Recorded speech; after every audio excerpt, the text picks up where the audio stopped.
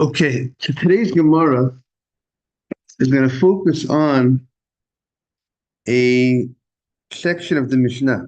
The Mishnah is on Chavtet on base 29b in Rosh Hashana. The Mishnah stated, Amru lo echad yavneh ve'echad kol makom sheyesh bo bezdin. Both yavneh and both any place that there's a court. What does that mean? Bless you. That means the question is blowing the shofar on Shabbat of Rosh Hashanah. Once the Beit HaMikdash was destroyed and the Sanhedrin moved out of the old city to Yavne, so there's a question in the Gemara, what was the allowance of Rabbi Yochanan ben Zakkai? Rabbi Yochanan ben Zakkai said he made an enactment that when the Jews came to Yavne, then when the Sanhedrin came to Yavne, the High Court came to Yavne, that you could go ahead and blow the shofar on the Shabbat in Yavne. The question was that only for Yavne and any place that the Sanhedrin, where the High Court will go to, or is it even more than just Yavne? It doesn't need to have a court of 71 judges. It could be a court of 23 judges, or even perhaps some will say even a court of 3 judges. So that's a matter of dispute in the Mishnah. When the Mishnah, the rabbis of the Mishnah are arguing regarding how far reach was this enactment of blowing the shofar on Shabbat or Rosh Hashanah when the Beit HaMikdash was destroyed. So on the part of the Mishnah that says Echad Yavneh ve'Echad Kol Mokom Sheish Bo Bezdin, that the Mishnah stated that the more lenient opinion that says that you were allowed to blow the shofar on Shabbat of Rosh Hashanah, both in Yavne, where the great Sanhedrin of the Jewish community was at that time when they exiled from Jerusalem, and also other places where there are Jewish courts. And again, what is Jewish courts? Some say it's 23, some say 3. So comes Rav Huna says, by the way, this allowance is only V'im Bezdin, the morning assignment. It has to be with the court. The question is, what does it mean with the court? What does it mean that you have to go ahead and blow the shofar on Shabbat Rosh Hashanah with the court? So the Gemara says, "My ve'im bezdin." What does it mean with the court? Bifnei bezdin.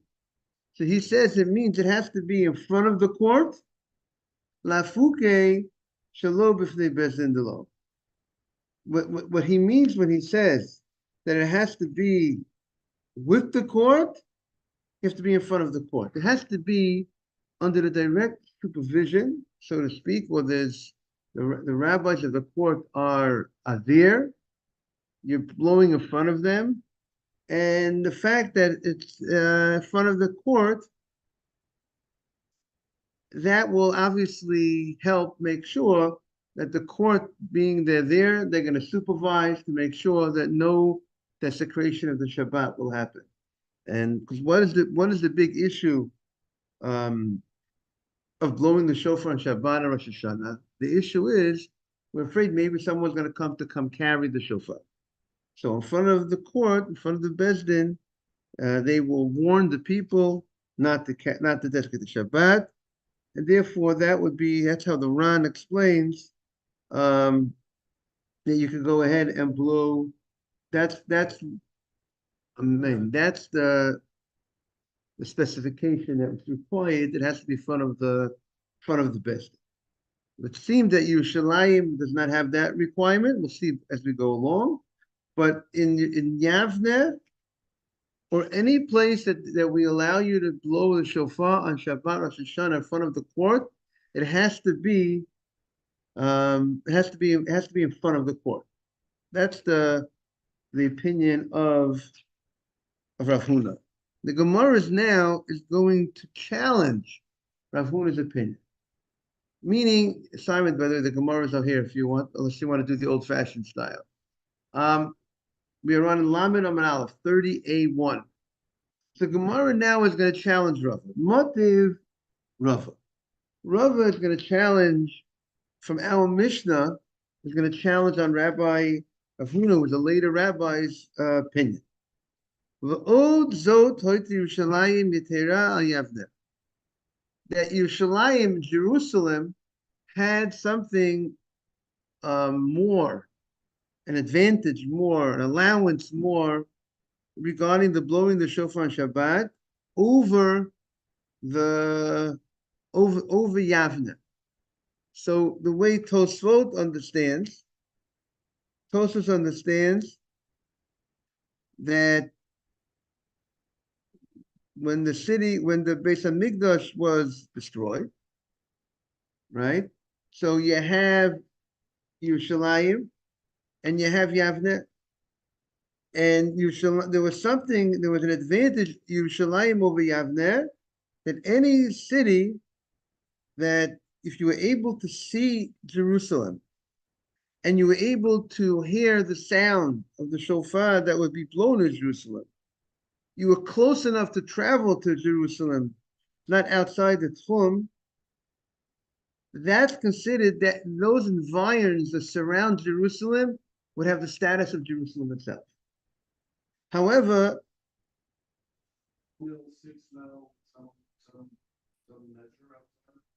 like for Purim, whether you were in Jerusalem or not in Jerusalem. Right. We'll have to see if the Gemara is going to explain that. But those are the conditions that the Gemara. You have to see Jerusalem. You have to hear the sound, and you have to be able to come. That gives you the status of Jerusalem itself. Well, you could treat it like Jerusalem, and you could blow in your place. You're outside Jerusalem, but you're so close.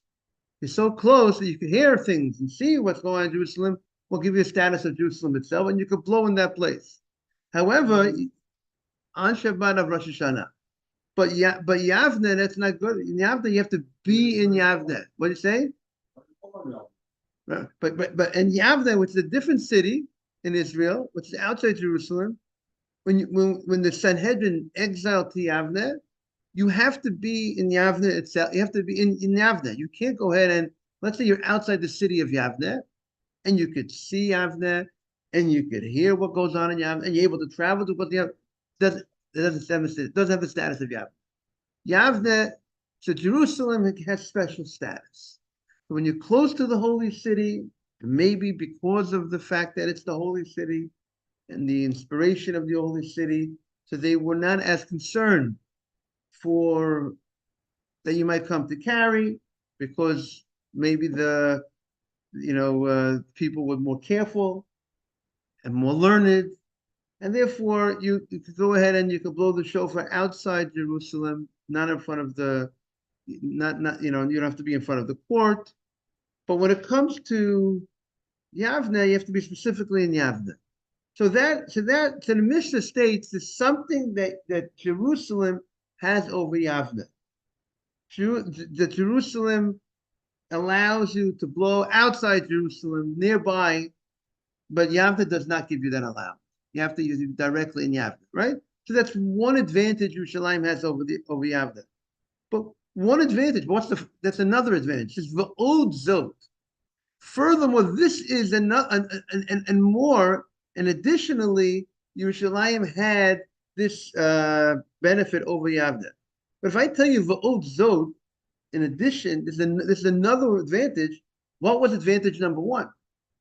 I tell you, this is another advantage that Jerusalem has over Yavne. That means this is number two. What was the first advantage that Jerusalem has over Yavne? That's what the Gemara is trying to understand now. What does the Mishnah mean when it says v'od zot? So the Gemara says, "My v'od zot." What does it mean, v'od zos? That there's another advantage. Ilema kediktani. If you're going to tell me this is the advantage, so then it should not say v'od zot. If it just means this advantage that Yavne, you have to do it specifically in Yavne, in the city of Yavne, and Jerusalem, you can be right outside Jerusalem in the environs, surrounding areas, so then don't call it v'od zot. It's another advantage. That is the advantage. It's not a second advantage. That's one advantage.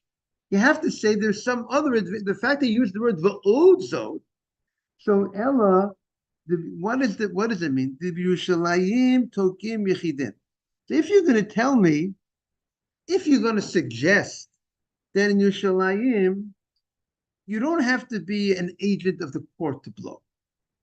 Yerushalayim individuals could go ahead and blow the shofar. Ubi Yavneh ain't token yechidin, but Yavneh was much more controlled. In order for you to blow, it has to be a specific appointed agent of the court that would be the one who would be blowing for the people. And if he's an agent of the court, again, that will ensure that he will not come to carry because he is an agent of the court. He's a very learned person. So if that would be the case, but we know that's not true. Do you think that in Yavne individuals who are not the agents of the court cannot blow the shofar on Shabbat, Rosh Hashanah? Rabbi Yitzchak bar Yosef. Rabbi Yitzchak bar Yosef came back from the Holy Land. He came from the Holy Land to Babylon. Omar, and he reported what he saw in Yavne. Ki misayim shliach tzibura, when the shliach tzibur, right, the one who was the kahal, the one who blew the shofar for the community, when he finished blowing the shofar in Yavne, lo shama kol une mikol tekuyad yechidai. What happened was the idea of people coming late to synagogue or late to blowing the shofar. Late to synagogue is not a new phenomenon. And people came late, and you can imagine some people had to travel. Might be difficulty on some of the travels, maybe especially if it was raining, or it sounds like it's a regular Shabbat, Rosh Hashanah, that people that came late, everybody has an obligation. There's a Torah obligation. Every man there's a Torah obligation to hear the shofar on Rosh Hashanah, even on Shabbat. It's a Torah obligation. So if people came late, what did they do? They would blow. After the Chazan, they came late, they missed the Chazan's blowing of the shofar for the Kahal. They would blow, and there were so many shofar blowings that you couldn't hear any other sound because it was just the room, or the room was just filled with this guy blowing, Ruvain's blowing, and Shimon's blowing. They're all blowing for themselves because they're all late. They all came late to hear the Chazan blow for the whole community. So you have 20, 25, 40, 50, who knows how many people blowing shofar? So it says it was okay, but you couldn't hear any other sound. It was so loud. The Chazan finished. He did. You Simon, you were on time to shul. So you heard the Chazan. Good morning. You heard the Chazan blow the shofar. You fulfilled your mitzvah with the Chazan. But then other people came. They came late. They didn't hear the Chazan. During the prayer? So it sounds most probably like right after the prayer, and people are still spending their time maybe in the shul a little bit or whatever it was, and they are blowing the shofar. All these individuals are blowing the shofar. You can't hear any other sound because of so much sound. I don't want to call it noise as a negative. So much sound going on in the room. You couldn't hear yourself. You couldn't hear anything. Besides, there's no other voice you could hear besides the blowing of the shofar. So we see they weren't acting as agents of the court. Those were all yechidim. They were all individuals that came late, and they came to Yavne, and they blew the shofar. So this in Yavne, it says in Yavne they did not need to be agents of the court. The Gemara thought. 2 minutes ago, 5 minutes ago, you had to be an agent of the court. That's what the Gemara wanted. If the Gemara saying, if you're going to suggest that, I'll show you that's not so. I mean, it was a suggestion. Because we see, right, if you're going to suggest that will be the difference, I'll show you, but practically we see clearly That's not that. So what is that? The Gemara says, if it's not that, the Gemara says, Ella, the Yerushalayim, in Yerushalayim, Tokin Bain Bisman Bezdin. In Yerushalayim, they would blow both when the Bezdin is in session. The Bezdin is in session until noon. That's the hours of the court. So when in Yerushalayim, so it could be that they would be, if it could be that on Rosh Hashanah that they might be. They're not in session on Shabbat to go ahead and paskin, laws, financial, monetary laws, or these type of laws, but maybe they would be sitting together. What does it mean in session? If they're sitting together, for it's the holiday, Rosh Hashanah, and the rabbis are coming together. That could be in session. Let's look at the language of the Gemara, or hear the language of the Gemara. Yerushalayim tokin bein bisman bezdin, bein shelo bisman bezdin. So it says over here that the court sat until Chatzot. So let's see, if they say any commentary on that. The question is, let's say a person has a halachic question on Shabbat. A halachic question about something kosher or not kosher. So you could understand that it wouldn't be a problem for the Bezdin to sit together. So maybe for Rosh Hashanah, they sat together. They all, the Bezdin came together. Let's see what it says over here. Yerushalayim, they blew both in the time of Bezdin, that the Bezdin would sit in their place, even though. Could you understand it differently? That when the Sanhedrin sat in Jerusalem, okay, and when the Sanhedrin sat in Yavnet, it was still okay in Jerusalem. Maybe that's what they mean, not 9 to 12 and 12 to 5, but when the Bezdin was housed in Jerusalem, it was okay. And when the Bezdin moved and was housed in Yavnet, it was still okay in Jerusalem. Maybe that's what this means. So they point, you bring up your question. The Tiferes Yisrael brings up your question. He says, even though on Shabbat and Yom Tov, the judges did not sit in the Lishkat HaGazit, a certain part of the Beis Hamikdash, they didn't sit, but they were sitting lahorot b'mokom sheshmo achel. It was a different area in the Beit Hamikdash to lahorot, to teach. Meaning, there's a halach, like I was saying, there's a halachic question, a hilchot Shabbat question.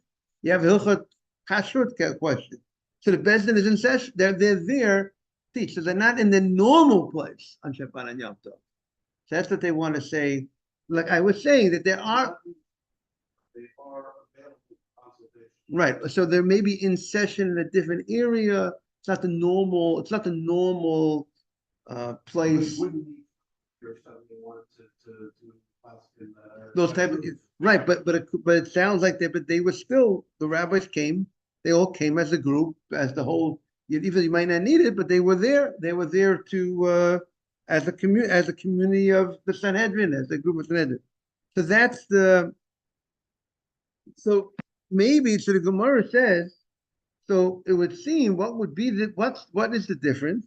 The difference would be that in Yerushalayim you could blow whether until Chatzot, until noon, or in the afternoon when the court is not around, when the judges go back to their houses.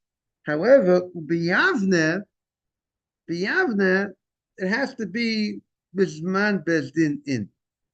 It has to be during the time that the Bezdin would be in session, which would mean in Yavne you would have to blow up to noon time.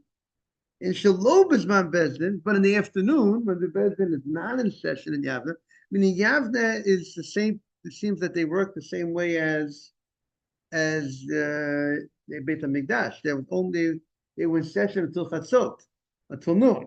So in Yavne, you have to go ahead and blow the shofar in the time when the court would be in session. But in the time that the court is not in session, shalom is man bezin, lo, you would not blow the shofar. The court's not in session, you don't blow the shofar. Meaning in the afternoon, after 12 o'clock, no blowing the shofar. But habizman bezdin, but if it would be before noon, when the court is in session, mia token, you would blow the shofar.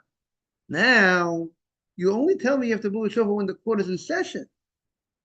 But it doesn't say it has to be in front of the court.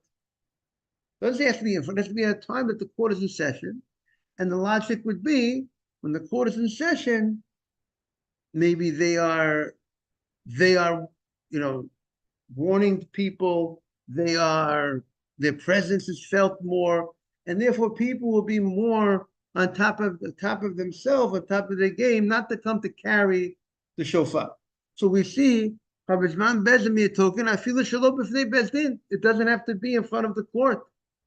So we see from here the only thing that needs to be done in Yavne is that Yavne it has to be, if you're blowing, it has to be during the time that the court is in session. It has to be, if you want to blow in Yavne, you're in the city of Yavne, you have to blow in the time the court's in session. But not that it has to be in front of the court. That's what the Gemara wants to infer. Now, if that's the case, this would be a question on Rav this would be a question on Rav Huna. Rav Huna stated that it's not enough that they didn't talk about the time of Bezdin in session. So you have to blow in front of the court directly. You have to come in front of the judges. If you would be the judges, it would be in front of you.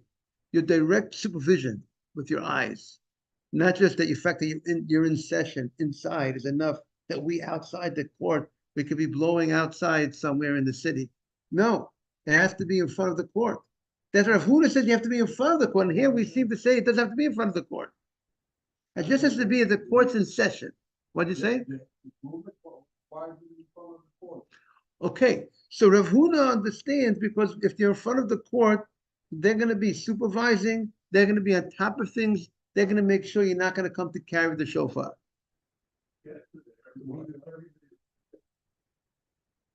So if number one, it could be they would make sure they would be the ones blowing. They would have the person blowing the shofar.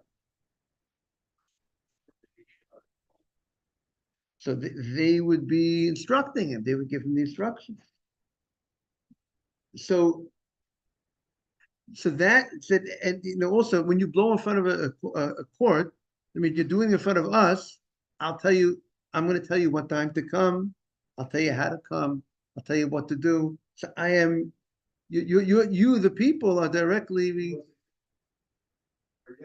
we're not allowing you to blow it today. You have to show us that you can get out from here.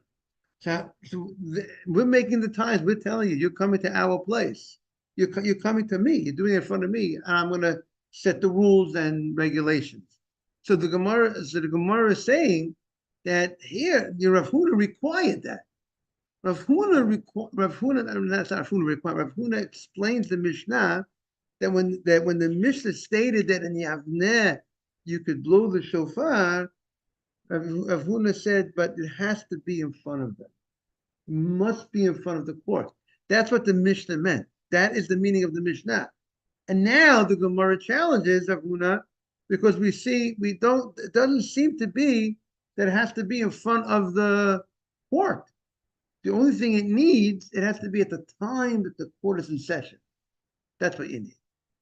So to that, the Gemara says, "Lo, that's not the intention of the Mishnah."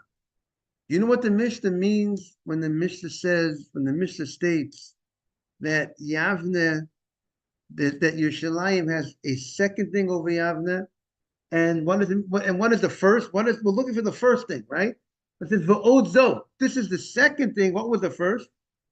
The ilu b'Yerushalayim, in Yerushalayim tokin bein b'fnei bezdin bein shel b'fnei bezdin. The Gemara is introducing now that Yerushalayim, it could be done whether in front of the court, whether not in front of the court. When you blow the shofar in Yerushalayim, it doesn't need to be in front of the court. And the proof it doesn't need to be in front of the court is because we said that not only the second advantage that Yerushalayim has is it could be even in the environs outside Jerusalem, as long as you're able to hear, you're close enough to see Jerusalem and come to Jerusalem, you could blow outside. You're not doing it in front of a court. So we're clearly wanting Levi. You're not doing it in front of the court. Jerusalem, you don't require in front of the court. We're much more easy about Jerusalem.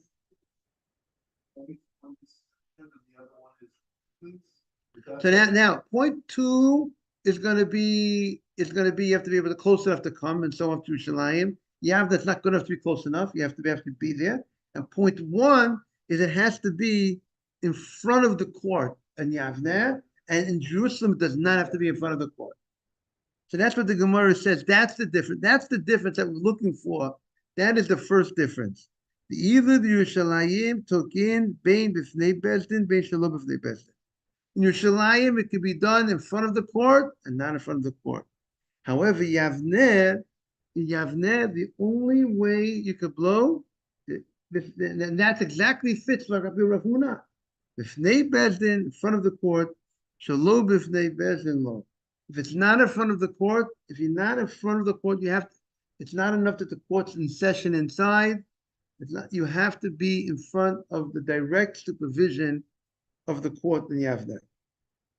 Shalom b'fnei bezdin lo. Now the Gemara has a different text in understanding Rav Huna's statement. Some have a text that Rav Huna's statement was not going on our Mishnah, was going on a different halacha. What was it going on? Tiksiv. By Yom Kippur, Yovel, the 50th year, you blow the shofar, and we know the slaves, people go back home, the Jubilee year, and also it says the slaves go free and the land is returned. And the land, if you sold the land, you get your land back. And the Torah says you go ahead and you blow the shofar on Yom Kippur. So the Torah says you blow the shofar on Yom Kippur of Yovel, and then that's the sign that everybody goes back where they need to go back. Now,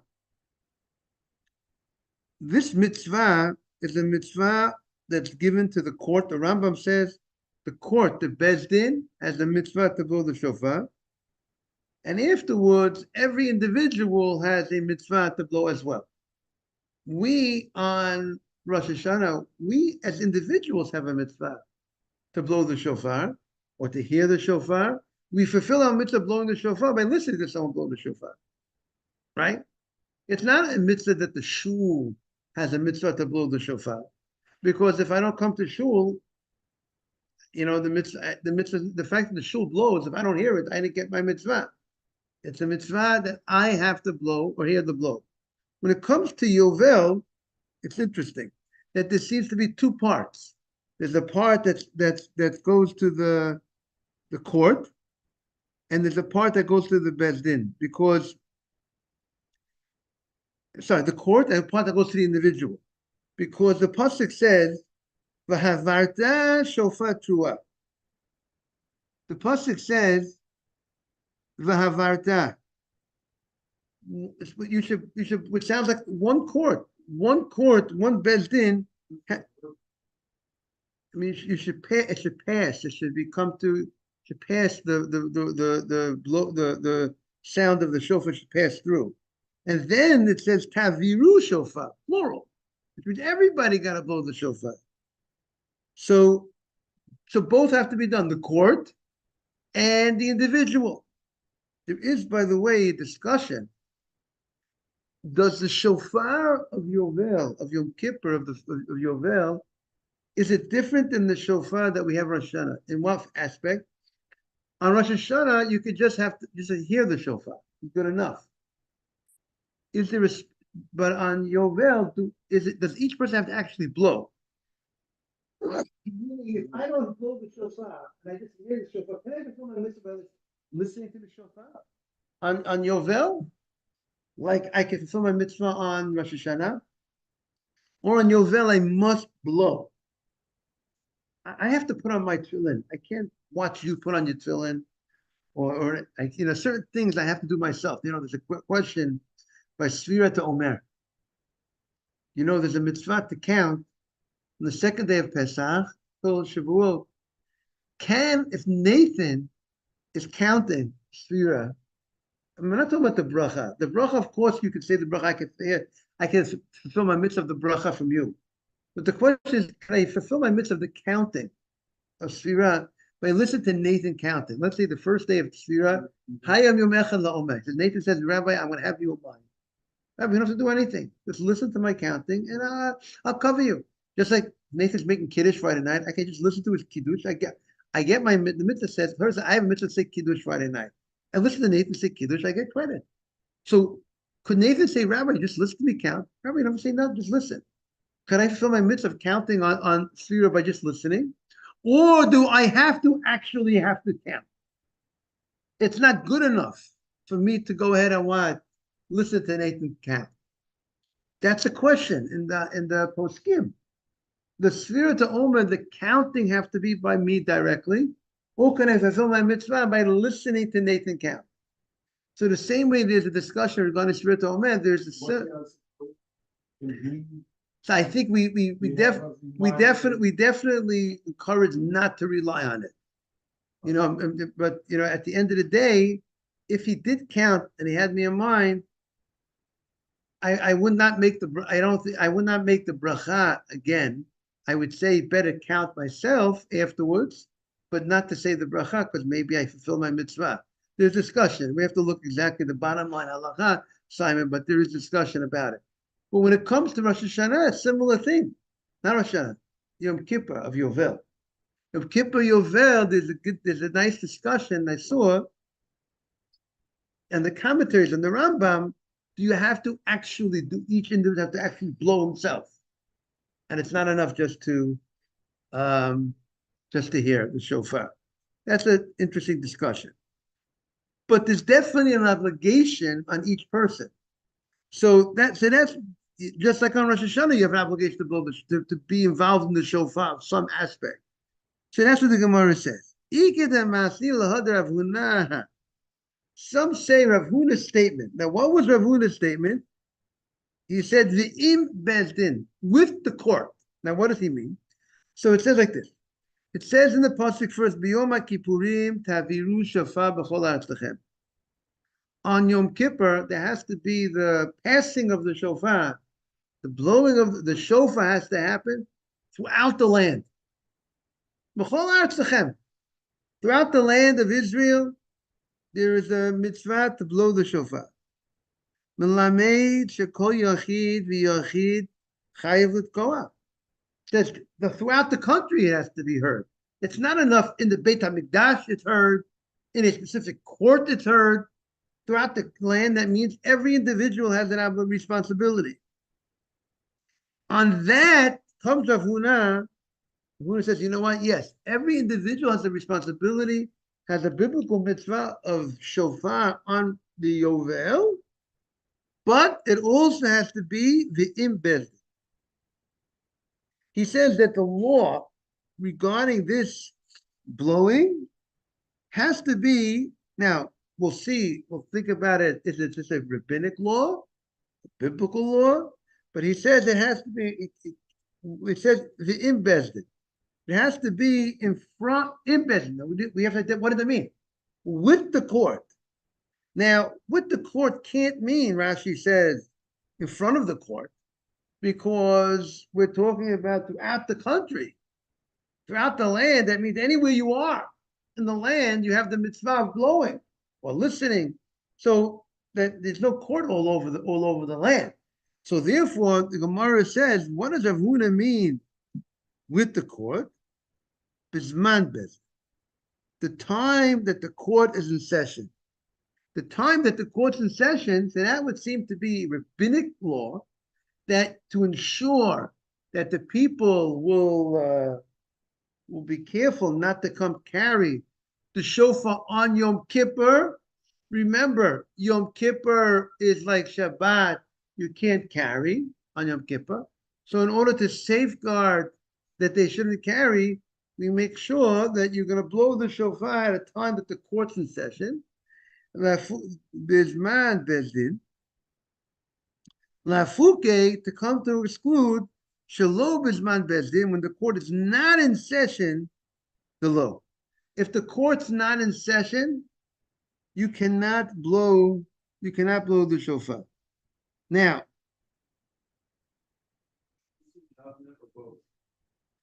this is talking about throughout the land of Israel on Yom Kippur of Yovel.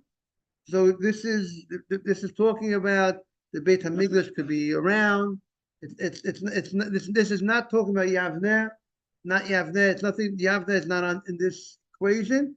This is just talk. This is the mitzvah of the Torah of the shofar on Yovel has to be when everybody, you could do it in your own house, but it has to be that the court's in session. And what is this idea that the court's in session? So one of the commentaries say that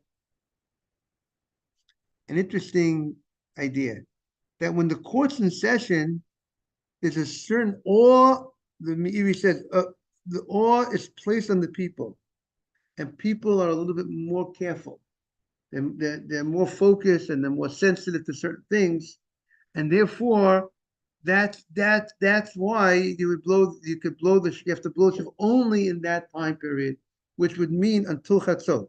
You would have to blow the shofar on Yom Kippur before noon, and that will be that according to this opinion. To be continued, TBC, to be continued tomorrow.